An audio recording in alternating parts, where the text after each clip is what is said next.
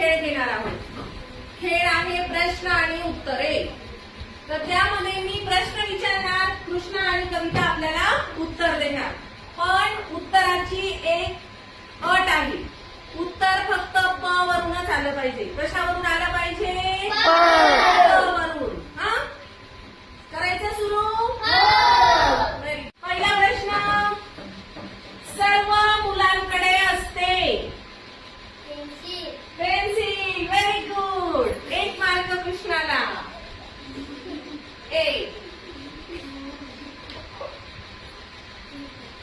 जल म्हणजे काय? जल म्हणजे काय?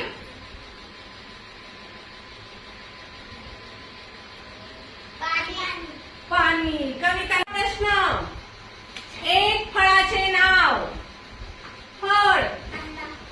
प वरून फळ. पपई. Very good. कविताला 1 मार्क. पुढचा प्रश्न, आपले खरे मित्र.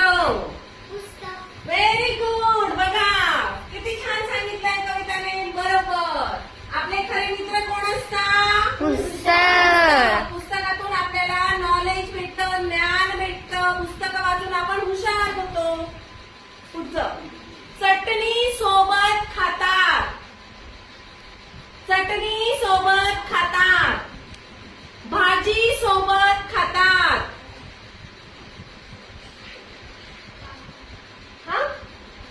पापड. बरोबर. चटणी सोबत पापड पण खातात. बरोबर. कृष्णाला 1 मार्क. पण मी त्याचं उत्तर ठेवलं होतं पोळी. पोळी. काय होतं? पोळी. पण पापड पण खातात. ओके. पुढचा प्रश्न, शरीराचा, आपल्या शरीराचा एक अवयव. आपल्या शरीराचा एक अवयव. आपल्या शरीराचा एक अवयव. बरोबर. कृष्णाला 1 मार्क.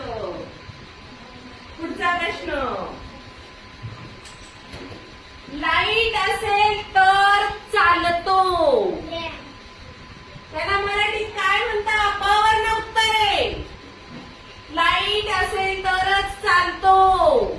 तो चालतो. काय? काय? बोला पटकन उत्तर द्यायचंय. मराठीत काय म्हणतात? त्याने फॅन बरोबर सांगितलं, पण त्याला मराठीत प वर्ण काय म्हणतात? इलेक्ट्रिक वर चालतो तो. काय? पंखा. बरोबर. कविताला 1 मार्क. कविताचे 4 झाले, कृष्णाचे 3च आहेत. पुढचा प्रश्न, आकाशात उडणारे पक्षी. कृष्णाने आधी उत्तर दिलं. कृष्णाला 1 मार्क. Very good. झाले, सेम झाले सर्वांचे. झाडाला हिंदीत काय म्हणतात? झाडाला. तुम्ही पिक्चर बघतात, सिरियल बघतात, गोष्टी बघता हिंदी मधल्या. झाडाला काय म्हणता बरं हिंदीत?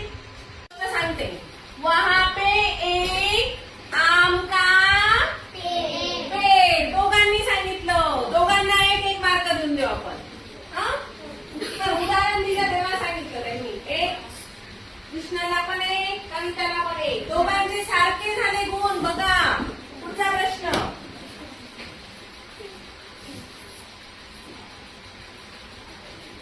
जीवन जगण्यासाठी आवश्यक जेवण. बरोबर आहे.